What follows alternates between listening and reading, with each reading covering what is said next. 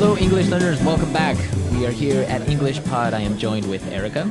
And my partner in crime, Marco. All right. So today we're going to be talking about a really great topic, one of my favorites. Beer. Beer. So beer is a very popular drink, especially in bars and when you go out. Yes, it's very common with students, I think. Yes. And it's also not very strong like a vodka or whiskey. Yes. Okay, so we are going to be at a bar today and we're going to be looking at some of this vocabulary that you would find. Yes, I mean, you've got to know this beer vocabulary. Okay, so let's listen to our dialogue for the first time and then we'll come back and look at these words.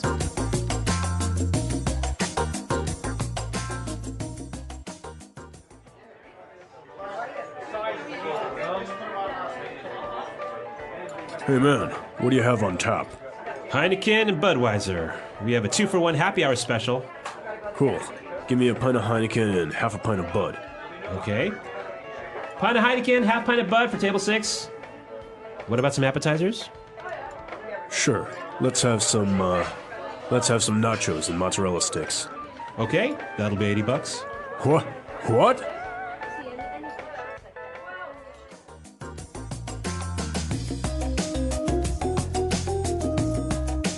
Well, it's pretty expensive for 2 beers and some food. Yes. Well, it happens sometimes you go to these very exclusive bars and they charge you like if it was gold. I mean, that's crazy. Well, let's take a look at some of these great words that we saw in Language Takeaway. Language takeaway. Our first word is on tap. On tap. On tap. So he asked, what do you have on tap? Now, this is a strange sentence. What exactly does it mean? Okay, well, he's asking about what beers the bar has. But not in a bottle or not in a can, right? Right. So, you know, in a bar, there's often this machine, right, that will pour very fresh beer right directly into the glass. Into the glass. Yeah, this is a very popular thing because, like you say, it's fresh beer. Yeah, it tastes better. Tastes better. Yeah. Okay, so what do you have on tap? What do you have on tap? All right, let's take a look at our second word. Happy hour. Happy hour.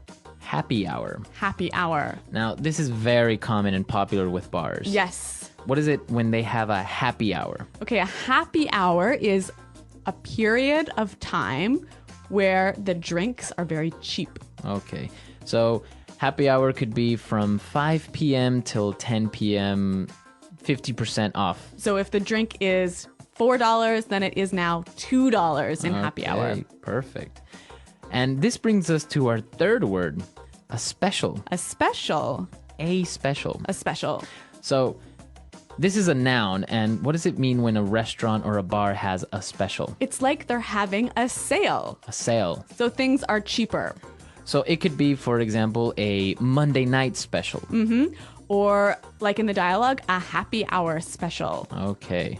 So it is a promotion. Yes. All right, very good.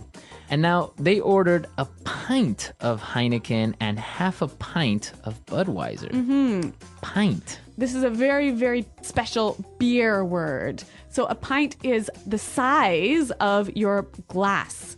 Okay, so we understand how much a pint is. What would be the equivalent in liters? A pint is 0.4 liters. Okay, so almost half a liter Yeah. is 1 pint. Yes. Okay. It is very common when you go into a bar, you can order a pint of beer. Yes, exactly. In English, we don't say I'll have half a liter of beer. Right. So let's take a look at our next word on Language Takeaway. Appetizers. Appetizers. Appetizers. Appetizers.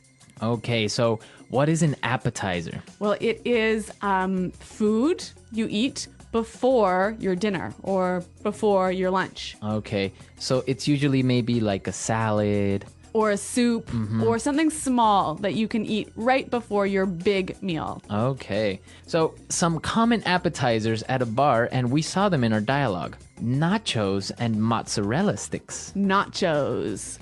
Nachos. Nachos. Nachos. So nachos are little chips, right? Yeah, corn chips. And it has cheese and maybe some tomatoes and maybe some beans. Uh-huh. Okay, so those are nachos. They're very common in the United States. Yes, yeah. And what about mozzarella sticks? Mozzarella sticks, a travesty on the world and humanity and everyone's arteries. Well, mozzarella is a cheese, right? Mm-hmm. Mozzarella cheese. And this cheese is, what is it? How is it prepared? You put it in some breadcrumbs and then you fry it in oil. You deep fry it. Uh-huh. And you don't like this? No, this is terrible. Why? They're so good. Oh my God. Because then you can dip it in a little sauce and it's delicious. Marco, there are so many reasons why this is wrong. All right, well, mozzarella sticks, a very popular bar food. All right, well, why don't we listen to the dialogue again, and we'll be able to hear these words in context at a slower speed.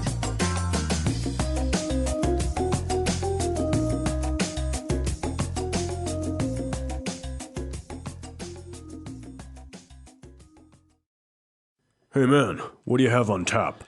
Heineken and Budweiser. We have a 2-for-1 happy hour special. Cool. Give me a pint of Heineken and half a pint of Bud. Okay. Pint of Heineken, half pint of Bud for table 6. What about some appetizers? Sure. Let's have some nachos and mozzarella sticks. Okay, that'll be $80. What?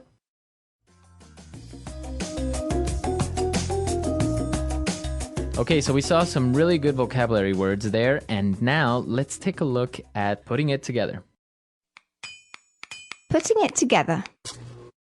Well, in this lesson, we are going to look at one phrase that sometimes causes problems. So let's listen to this phrase that we're talking about. What about some appetizers? What about some appetizers? Okay, so this phrase, what about? Yeah, I often hear people use it to ask a question. So a common mistake is asking, what about your weekend? What about your new job? Now, this is incorrect, right? You cannot use the phrase what about to ask a question about information. So it cannot ask for information. Okay, because in our dialogue, the bartender said, and what about some appetizers? Right, because he is making a suggestion. Right, so he's saying, well, why don't you have some food? Yes, the phrase what about can be used to make a suggestion. Okay, so I can say, what about going to the movies? You know what? Let's hear a few more examples of this because I think it's really useful. Example 1. What about these dirty clothes? You said you would wash them days ago. Example 2. What about going to the mall instead? I'm tired of going to the movies. Example 3. What about a pizza instead of noodles? All right, so really good examples, and the same thing we can apply to how about. Exactly. So again, how about cannot ask for information. Okay. So you can't say how about your boss. All right, Yep. perfect. Okay, so let's listen to this dialogue one last time, and then we'll come back and talk a little bit more about bars and beers.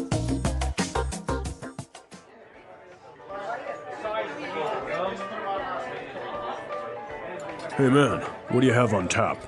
Heineken and Budweiser. We have a 2-for-1 happy hour special. Cool. Give me a pint of Heineken and half a pint of Bud. Okay. Pint of Heineken, half pint of Bud for table 6. What about some appetizers? Sure. Let's have some nachos and mozzarella sticks. Okay, that'll be $80. What?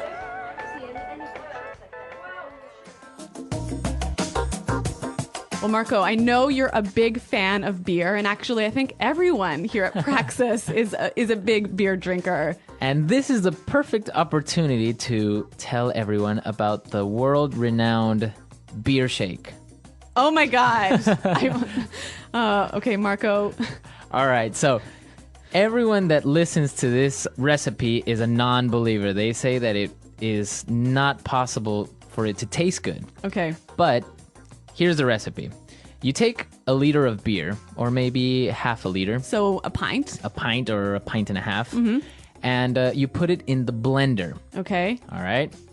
Now you take 2 eggs. Uh-huh. Okay, not cooked, not boiled, anything. You take 2 eggs and put them in the blender. It could be 1 or 2. Okay. And then you take about half a cup of sugar, put it in the blender, What? and you mix all that together and you get this really good, foamy, delicious beer shake.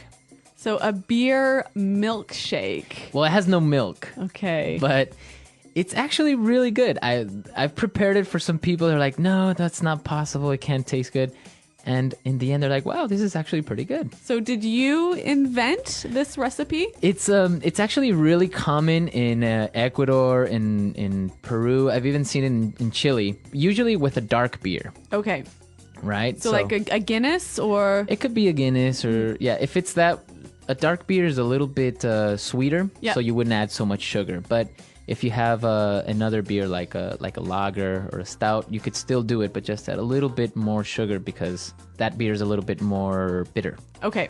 Well, I am not going to try this recipe, but maybe you guys are. You should try it out and let me know how it works. Yeah, you can tell us all about it on our website, EnglishPod365.com. Yeah, and we're definitely there to answer all your questions, and I'll be posting the recipe as well on the website. All right. Well, we're out of time for today, but thanks for listening. And until next time, Bye. bye.